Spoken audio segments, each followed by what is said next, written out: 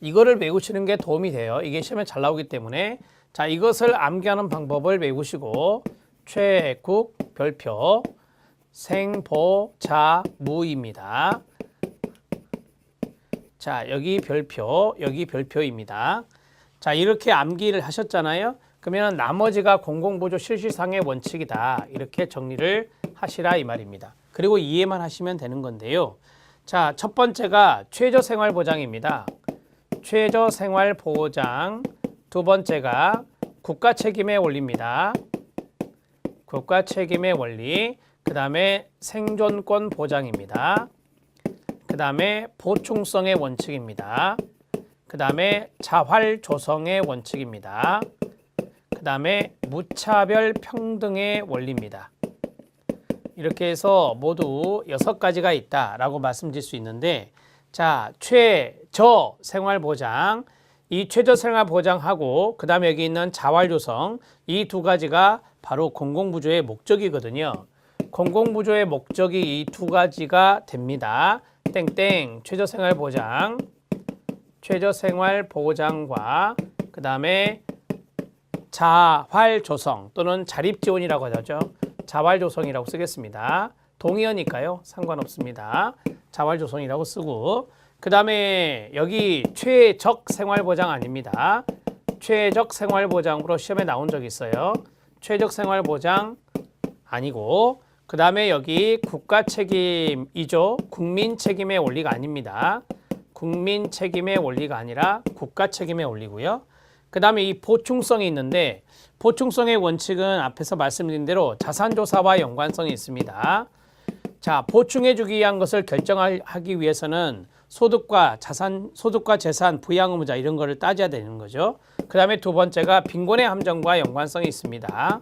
빈곤의 함정은 왜 일어날까요? 보충해 주니까 나타나는 겁니다. 따라서 보충해 주기 위해서 자산조사를 하는 거고, 보충해 주니까 빈곤의 함정이 발생할 수 있는 거다. 이 두 가지 현상은 보충성의 원칙과 관련성이 있습니다. 이렇게 해서 간단 명료하게 정리하면 돼요.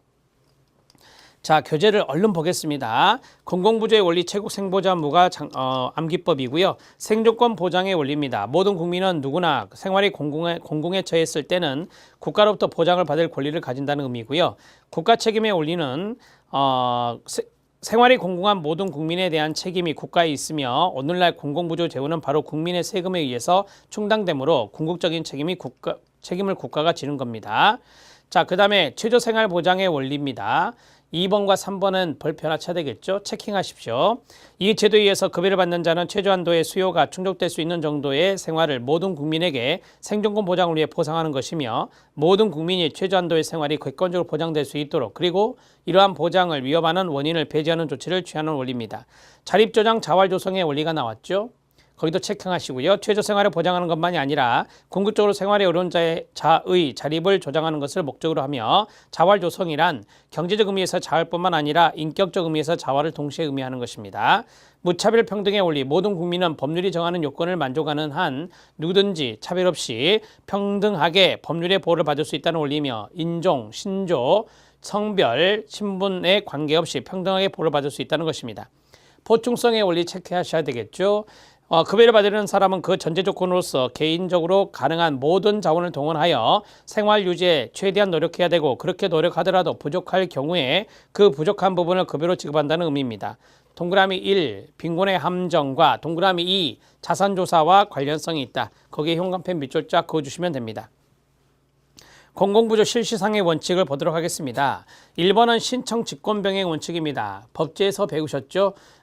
우리가 이제 수급권자와 그 다음에 친족과 그 밖에 관계인이 신청할 수 있고, 사회복지 전담 공무원이 직권 신청할 수 있다고 배웠습니다. 자, 급여개시설 신청권자의 신청에 의거하거나 급여개시설 실시기관의 직원 전담 공무원에 근거한 것을 의미하며, 직권에 갈 경우는 반드시 동의를 받아야 됩니다. 2번 보호기준과 정도가 있다라고 하는 겁니다. 보호기준이 정해져 있고 부족한 정도를 보충해 준다라고 하는 것입니다. 공공부조에서 생활의 급여는 급여의 기준에 의하여, 기준의 동그라미, 측정된 보장 대상자의 수요를 기본으로 하여 그 가운데 본인이 수입이나 자산으로 충당할 수 있는 부분을 공제한 근호여 부족분만으로 보충하는 정도로 행해지는 것이 바람직하며, 이와 같은 보장 기준은 보장 대상자의 연령별, 가구 규모별, 거주 지역별, 기타 생활 여건 등을 고려하여 급여의 종류별로 정해지죠. 자, 세 번째 세대 단위 원칙이 있습니다. 특별한 경우 개인을 단위로 할 수 있는데요. 가구 단위 또는 세대 단위 원칙이라 합니다. 세대의 동의어 가구로 써도 됩니다. 자, 급여 청구권의 권리 주체는 수급권자 개인이고 세대가 아니지만 급여의 정도를 결정할 경우에는 세대를 단위로 하여 정하도록 하고 있습니다. 그 다음에 현금급여가 원칙이고요. 거택보호가 원칙이고 필요 적응의 원칙입니다. 기초생활보장급여 대상자의 연령, 세대 구성, 거주지역, 기타 생활 여건을 고려해서 실제의 필요에 상응하도록 유효적절하게 행해야 된다는 것입니다. 개별성의 원칙, 가족부양 우선의 원칙, 8번 별표, 가족 부양이 먼저입니다. 가족 부양이 우선이고 타급여 우선입니다. 9번 별표, 다른 법령에 의한 급여가 우선입니다. 타급여 우선의 원칙. 10번 별표, 보편성의 원칙이 있습니다. 보편성의 원칙은 인과학적 기준이 폐지된 것을 말합니다. 연령 기준이 생활보호법에 있었지만 국기법 때 폐지가 됐죠. 그래서 일반적 공공부조 의미로서 밑줄 인과학적 기준의 폐지, 이것과 연관이 있는 것이 보편성의 원칙이 되겠습니다. 자, 밑에 참고해 보면 생활보호법과 국민기초생활보장법의 주요 내용 비교를 해놨는데요. 국기법 거기에 별표를 쳐야 되겠죠.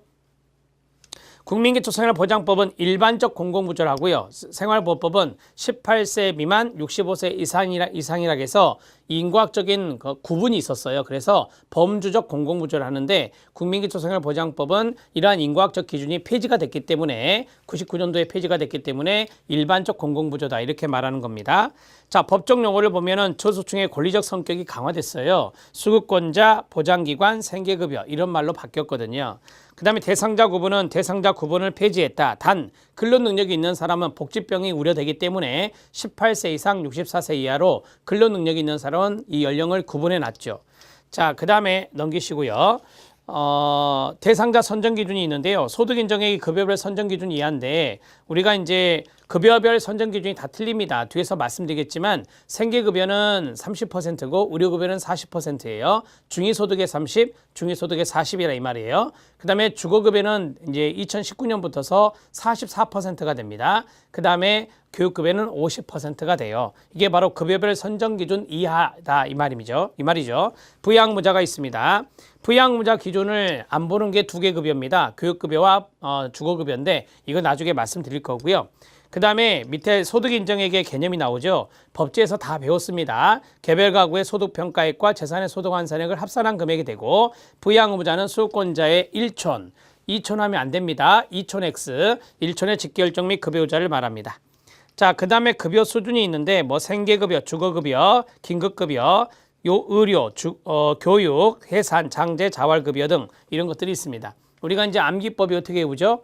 네, 주교의 장자 생해 이런 식으로 외웠습니다. 법제에서 꼭 보셔야 된다는 거.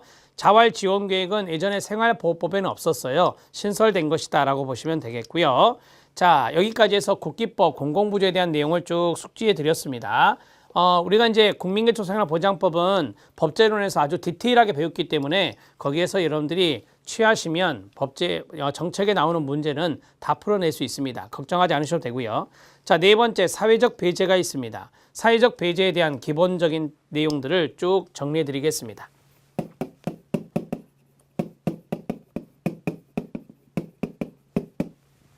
제가 지금부터 적는 이 사회적 배제만 알아도 사회적 배제 문제는 풀어낼 수 있습니다. 첫 번째, 유럽에서 논의가 됐는데요. 프랑스를 중심으로 해서 최초 논의가 이루어졌다 이렇게 보시면 되고요. 우리 시험에 미국이 나왔었는데요. 미국에서 최초 논의된 게 아닙니다. 자, 두 번째, 사회적 배제는 빈곤에 대한 확대 개념입니다. 빈곤에 대한 확대 개념이다 이렇게 보시면 돼요. 자, 그러면 빈곤에 대한 확대 개념이 무슨 말이냐? 되게 빈곤은 물질적인 차원에서의 결핍을 말하잖아요. 물질적인 결핍뿐만 아니라 정신적인 소외, 정신적인 소외까지 모두 다 포함하는 개념이다. 그래서 물질적인 측면과 정신적인 측면을 모두 들여다보기 때문에 우리가 다층적이다 이런 말을 하고 동의어는 다차원적이다 이렇게 정리할 수도 있습니다. 자, 그 다음에 네 번째입니다. 네 번째는 사회적 배제는 결과가 있고 과정이 있을 때 과정을 보다 더 중시합니다. 과정을 중시한다라고 볼 수 있고, 자, 우리가 빈곤의 결과를 보는 게 아니라 빈곤화에 이르는 과정, 빈곤화에 이르는 과정, 자, 이러한 과정을 더욱더 중요시한다 이렇게 보시면 되겠습니다. 이걸 강조하고, 그 다음에 다섯 번째,